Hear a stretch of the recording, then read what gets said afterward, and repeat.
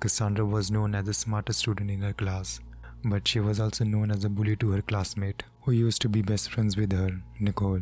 Cassandra and Nicole used to love to hang out together, and Nicole was an average student. But Cassandra soon started to bully Nicole because of an apparent incident where Nicole accidentally lost Cassandra's special necklace, which infuriated Cassandra deeply.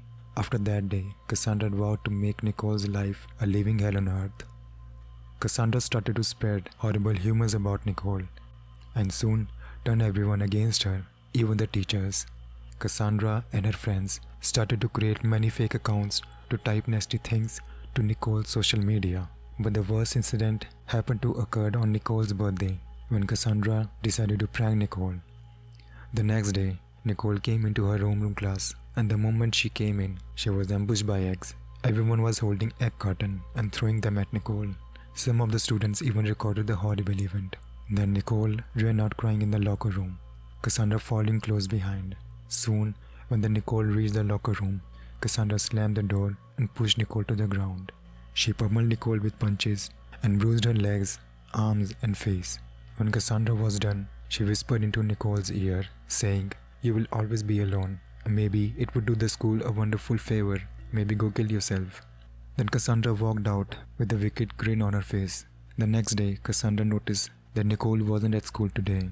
She probably thought Nicole was home crying like a baby. Nicole didn't return to school, but the teacher informed everyone she was out ill. 1 week later, Nicole finally returned to school. She wasn't like herself. Her eyes were pitch black, she had a huge bag under her eyes, and she wore an emotionless stare. But that only got her the title of the pitch-eyed bitch. One day, Cassandra asked to go use the bathroom. The moment she went in, her confident look turned into a face of horror. There was Nicole, holding a knife in hand.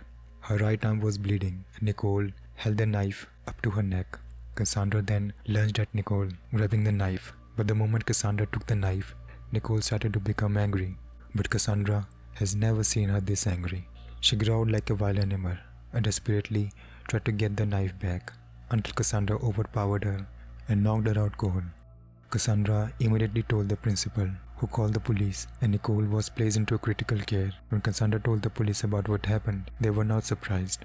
You see, when Nicole was out sick for an entire week, she actually lied about that. And during that certain week, Nicole was slicing her arm and wrist, and sometimes even her own legs. However, she would always be saved by a bystander. When the police finally asked why the Nicole was doing this to herself, she explained to them that the person in her head kept on telling her that she can become happier and stronger by slitting her own wrist and attempting to draw out all the blood in her fragile and weak body. Soon, Nicole was transported to a mental hospital in order to better understand all the voices in her head. Cassandra felt extremely bad for Nicole, treating her so cruelly. She decided once Nicole returned from the mental hospital, she would apologize for what she did.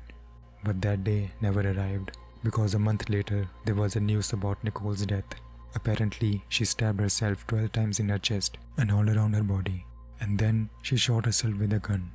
But the most terrifying part was the dying message she left behind. "Everyone should be happy now, especially you, Cassandra."